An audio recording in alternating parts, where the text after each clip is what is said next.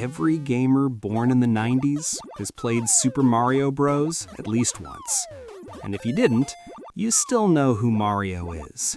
Because somehow, a simple pixelated plumber became one of the most recognizable icons in the entire world. But here's the crazy part. Mario didn't just become popular, he helped save the entire gaming industry. And this is his full evolution, game by game. Donkey Kong. Before Mario was Mario, he was just a construction worker jumping over barrels. In 1981, video games didn't really have characters you cared about. They had scores, challenges, and that's it. But Donkey Kong changed something fundamental. For the first time, there was a purpose, not just surviving, but saving someone. Every level was designed with intention. Platforms weren't random. They taught timing, rhythm, precision, and Jumpman, later known as Mario, was the center of it all. He didn't speak, he didn't have a story, but he had movement, and that was enough. This was the beginning of something nobody could predict, a character that would define gaming forever.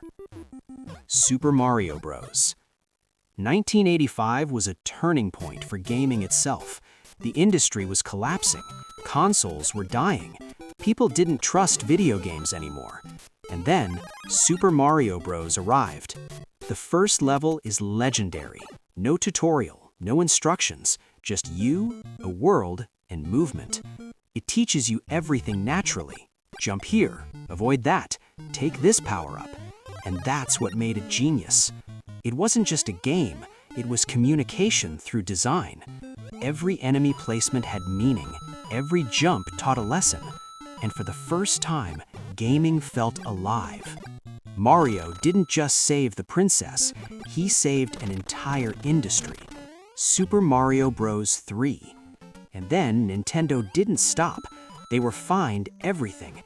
Super Mario Bros. 3 wasn't just an upgrade, it was perfection in 2D design. The world map changed everything. Now you had choice, strategy, progression. Every world felt unique. Deserts, icelands, sky kingdoms. And then came the power-ups. Not just additions, transformations. Each one changed how you approached the game completely. This wasn't repetition, this was constant innovation. Every level surprised you, every stage felt handcrafted. Mario 3 didn't just continue the series, it defined what platformers should be. Super Mario World. With Super Mario World, everything became bigger and smarter.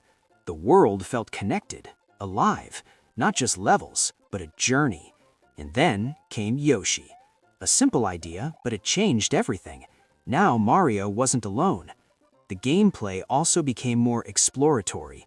Secret exits, hidden paths, alternate routes. The game rewarded curiosity more than speed. It wasn't just about finishing levels anymore, it was about discovering them. Super Mario World turned Mario into an adventure. Super Mario 64. This is the moment everything changed. Moving from 2D to 3D was dangerous. Most companies didn't know how to do it right. But Mario 64 didn't just try, it defined it.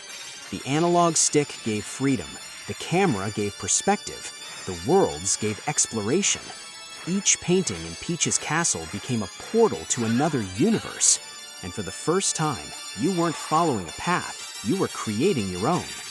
Mario 64 became the foundation of modern 3D gaming. Everything after it is influenced by it. Super Mario Sunshine. Sunshine was different, bright, tropical, almost experimental. Flood changed everything about movement. Now gameplay wasn't just jumping, it was control and physics. Cleaning pollution, exploring Delfino Isle, it felt fresh and unusual. Some players loved it immediately, others didn't. But one thing is undeniable, it was bold. It showed Nintendo wasn't afraid to experiment. Super Mario Galaxy. Galaxy is where Mario becomes something else entirely. The concept of gravity changes everything. Every planet is a new idea. There is no repetition. Every level feels like innovation. And then, the music, a full orchestral soundtrack that makes every moment feel cinematic. Galaxy isn't just fun gameplay, it's emotional design. It feels like exploring art itself. Super Mario Galaxy 2. Galaxy 2 takes everything good and pushes it further. More mechanics, more challenges, more creativity. No wasted ideas, no filler, just pure, refined level design. It's proof that sometimes evolution means perfection, not change. New Super Mario Bros. Wii. This is Mario returning to its roots, but with chaos added. For the first time, multiplayer becomes central. 4 players, 1 screen, constant chaos. The classic 2D formula returns, but feels modern. It's simple, but extremely fun. And it proved something important. Mario doesn't need complexity to be great. Super Mario 3D World. 3D World is pure gameplay fun. Fast levels, creative design, constant movement. And then, Cat Mario. A mechanic that sounds silly, but works perfectly. Multiplayer chaos returns again, but more controlled this time. It's Mario at its most playful form. Super Mario Odyssey. Odyssey is freedom. Every world is open, detailed, and full of secrets. The capture mechanic changes everything. You don't just control Mario, you control the world around him. It's exploration at its peak. This is Mario without limits. Super Mario 3D World plus Bowser's Fury.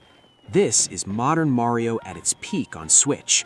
3D World brings classic fun, but Bowser's Fury introduces something new, semi-open world design.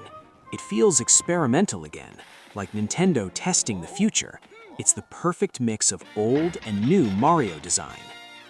From a simple arcade character to a global icon, Mario didn't just evolve with gaming, he shaped it. And no matter how much games change in the future, Mario will always be part of them.